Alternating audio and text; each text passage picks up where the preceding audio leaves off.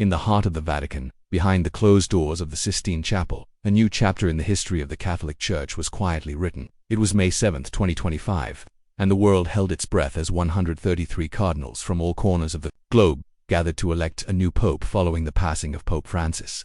Little did the world know, this conclave would unfold into one of the most miraculous and mysterious papal elections in history. The drama of the vote, the underdog rise of a humble cardinal, and the near-unanimous decision would leave the world in shock. The first rounds of voting were filled with uncertainty, with no clear front-runner emerging. Tension hung in the air as the cardinals cast their ballots in the silent, sacred environment of the Sistine Chapel. Cardinal Pietro Parolin, the Vatican's Secretary of State, appeared to be the leading candidate early on. However, none of the candidates secured the required two-thirds majority of 89 votes. Cardinal Robert Francis P. Vost, an underdog from Peru, received only a handful of votes. At this point, many believed the election could drag on for days, leaving the future of the Church in the balance then. On the evening of May 7th, as the black smoke rose from the Sistine Chapel, signaling that no pope had been elected, the cardinals returned to St. Martha's house for dinner. Despite the lack of consensus, there was a sense that something significant was taking place behind the scenes, something that went beyond mere politics. Over simple meals and whispered conversations, the seeds of a remarkable change were being sown. By May 8th, a shift had occurred. Cardinal P. Vost, previously considered an unlikely candidate, suddenly gained momentum. His quiet humility, deep faith, and close relationship with the late Pope Francis began to resonate with the cardinals. More and more of them saw in him not only the spiritual strength needed to lead the Church but also the wisdom to guide it through a time of immense transition. His votes began to climb steadily, and by the third round he had crossed the threshold of 89 votes. The election was no longer in doubt.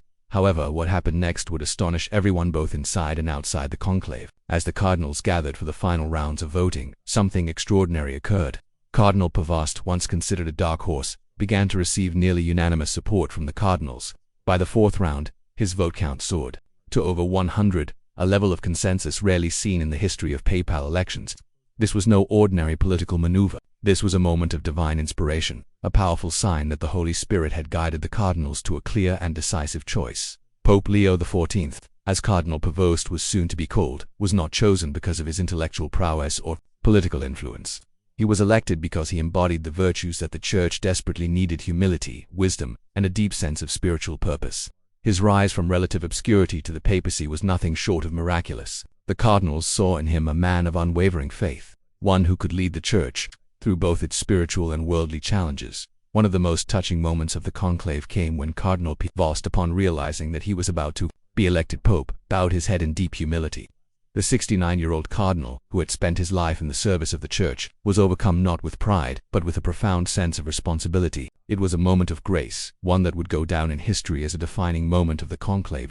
As the decision was made, Cardinal Vost was led to the balcony of St. Peter's Basilica to deliver his first address as pope. His words, filled with warmth and compassion, resonated deeply with the millions gathered below. Pope Leo XIV called on the faithful to be radiant lamps in the darkness of the world, urging them to spread God's love, especially to the forgotten and marginalized. His message was one of unity, mercy, and love, values that would define his papacy.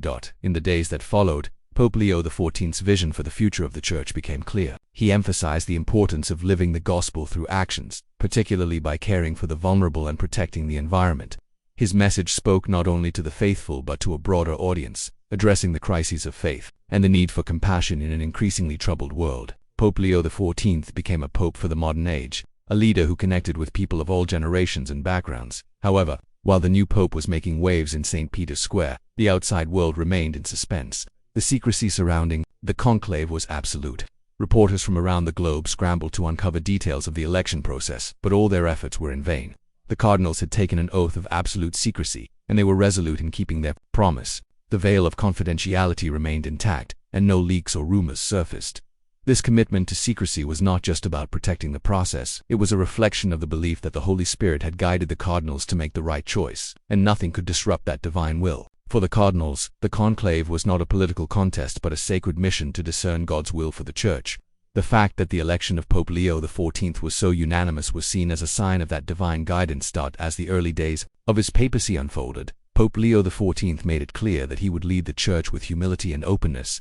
He began his reign by addressing the challenges of the modern world, calling for a Church that was more transparent, approachable, and responsive to the needs of the faithful. His openness to reform was met with widespread support, and his commitment to social justice, environmental issues, and interfaith dialogue made him a pope who was deeply in tune with the needs of the world. One of the defining moments of Pope Leo XIV's early papacy was his connection with young people.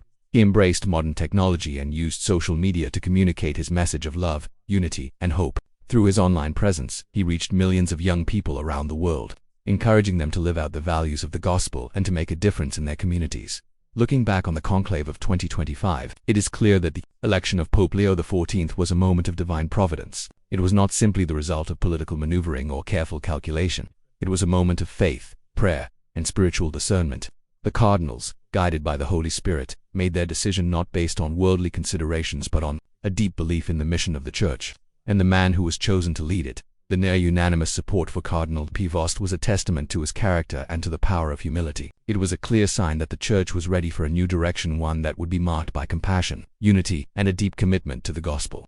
Pope Leo XIV's election was a reminder that sometimes the most unexpected choices are the ones that bring about the greatest transformation. In the end, the Conclave of 2025 was not just about the election of a new pope. It was a miraculous moment, a powerful reminder that faith and prayer can shape the course of history. Pope Leo XIV's papacy promises to be a time of renewal for the Catholic Church and the world at large. His leadership will continue to inspire millions, and his message of hope, unity, and mercy will resonate for generations to come.